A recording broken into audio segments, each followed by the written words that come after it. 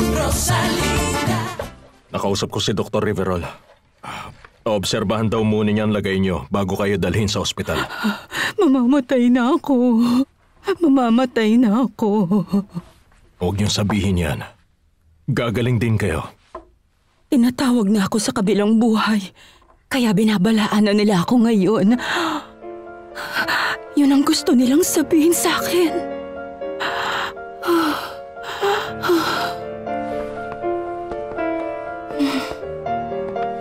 Ano bang sinasabi niya? Hindi ko rin siya maintindihan eh. Sa tingin ko nasa isip niya lang yan. O baka naman nagsisisi na siya ngayon kaya nahihirapan siya ng ganyan. Hindi. Hindi ito pwede. Alam ko hindi ito pwedeng mangyari. Pero kahit na... Huwag. Pakiusap anak ko. Huwag mo akong iwan mag-isa. Ayoko mamatay mag-isa. Ayoko. Sinabi ni Cosme, may sakit daw ngayon si Senyora Valeria. Oo, may sakit siya. Gusto ko siyang makita. Para saan pa? Para palalain to? Alam mong ayaw kanyang makita. Mas mabuti pang matulog ka na lang at kalimutan mo na siya. Huwag mo nang tangkain na puntahan siya ron sa kwarto. Dahil pag namatay siya, mananagot ka. Ay, Palomita. Paano ba kita mapapasalamatan sa mga ginawa mo sa akin? Alam mo kung paano, Angustias? Magpakabait ka na. Mangako kang hindi ka na ulit magnanakaw. Kaso ano pa bang pwede naming gawin, Palomita? Wala na kaming ibang alam, kundi ang mamalimos at magnakaw para lang may makain. Tama si Angustias, Paloma. Sino ba magbibigay ng trabaho sa ganitong itsura at walang alam? Naghahanap naman kami ng trabaho. Kaso kapag nakikita na nila ang itsura namin, sinasabi nila sa amin, wala na kaming pag-asang matanggap. Oo, baka nga ganun. Sige, pag-iisipan ko to, Angustias, pero huwag ka nang malungkot. Pag-iisipan ang alin, Palomita? Sige, kung anong pwede kong gawin para hindi na kayo magnakaw ulit. Bigyan niyo ko ng panahon. Pinapangako ko sa inyo, maghahanap ako ng paraan, okay?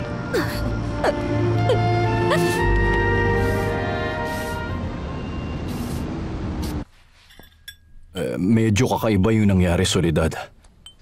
Kung hindi sana ganun ang epekto sa kanya, masasabi kong wala lang yun. Malubha ang lagay ni Valeria ngayon. Hindi alam ng doktor kung magtatagal pa siya. Pag inatake siya ulit, pwede siyang mamatay. Ano ba talaga ang nangyari sa kanya? Sobrang nagulat si Valeria sa mga nangyari. Sabi niya, bigla raw siyang nakakita ng babaeng kamukhang kamukha ni Rosalinda. Ang akala pa nga niya nung una multo yun. Maniniwala ka ba ron? Sobrang magkahawig daw sila. Hindi lang daw sa itsura pero pati sa boses at kilos daw nila. Para kasing imposible. Kaya iniisip kong guni-guni lang yun ni Valeria. Hindi, Alfredo. Totoo ang babaeng yun. At talagang kamukha nga siya ni Rosalinda. Sino siya? Isa siyang singer. Nakita mo na ba siya? Sa dyaryo pa lang. Nakita ko yung picture niya roon. Ano ang pangalan niya? Paloma. Pero kamukha ba talaga siya ng anak natin? Hindi mo ganong masasabi pag sa litrato ka lang bumase. Pero lahat ng nakakita, iisa ang sinasabi. Sa totoo lang, mapagkakamalan mo siyang si Rosalinda. Siyempre, iba lang ang bihis at ayos ng buhok, pero kahit ako yun din ang inakala ko.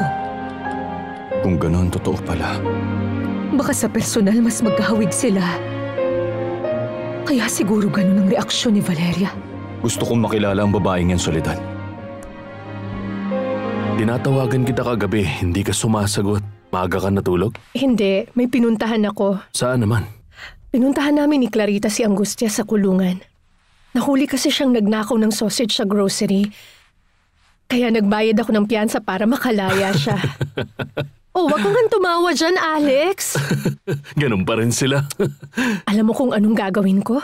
Tutulungan ko sila para hindi na nila kailangan mamalimos sa daan o magnakaw. Sina Angustias, Troy at syempre si Clarita. Uy, parang simula yata kahapon. Gusto mo nang tumulong sa iba. Alam ko na kung anong gagawin ko. Ganito, hahanap ako ng lugar na mauupahan yung hindi kamahalan para makapagnegosyo sila. Ano namang klaseng negosyo yan? Ano kaya ang maganda? Alam ko na. Bulaklak. Magtatayo ako ng tindahan ng bulaklak.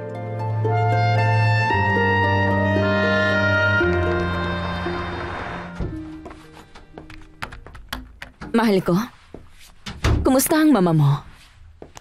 Sa mga nakita ko, mukhang maayos naman na siya. Anong iniisip mo? Fedra, kahapon kasi may nangyari sa festival na hindi ko maipaliwanag. Kanino? Doon sa babaeng si Paloma. Yung singer. Oo, siya nga. Nung nasa ospital pa si Rosalinda, may palagi siyang kinakanta ron sa manika niya. At yung kantang yon, kinanta ni Paloma sa festival. Kaso, hindi ko alam kung paano natin makakausap ang babaeng yun. Teka, hindi ba nagpunta siya sa festival? Nagpunta din doon si Fernando Jose. Malamang nagkita sila ron. Kung ganun, kausapin mo siya. Ewan ko. Alam mo, sa totoo lang, ano naman ang mapapala natin kung magkamukha nga silang dalawa? Ang malaki yung pagkakaiba nila. Yung isa ay buhay. At yung isa ay patay na. Malamang nagkataon lang yon. Kaso ang dami nilang pagkakapareho. Pwede ba, Fernando Jose? Magkamukha silang dalawa. Yung boses, mga tingin, yung ibang mga galaw. Tapos ngayon yung kanta naman. Sa totoo lang, konti lang naman ang pagkakahawig nila. Nakakulong ka pa rin kasi sa alaala ni Rosalinda. Kaya ang gusto mo ngayon, paniwalain ang sarili mo na nabuhay si Rosalinda sa katawan ng ibang babae. Hindi ko pinapaniwala ang sarili ko, Fedra. Magkapareho talaga sila. Ano ba namang klaseng kalokohan niyang iniisip mo? Ano ngayon kung magkamukha si Rosalinda at Paloma? Maraming tao sa mundo ang magkakamukha, hindi lang sila. Bakit pa parang sobrang apektado ka ron? Yung kinanta niya, kahit sino pwedeng kantahin yon. Tapos ngayon, kung magsalita ka, akala mo may kababalaghan. Oo, tama ka nga, Fedra. Kababalaghan nga. Ano ka ba naman? Alam kong hindi siya si Rosalinda. Dahil patay na siya. Pero kasi magkahawig sila, Fedra. Marami silang pagkakatulad.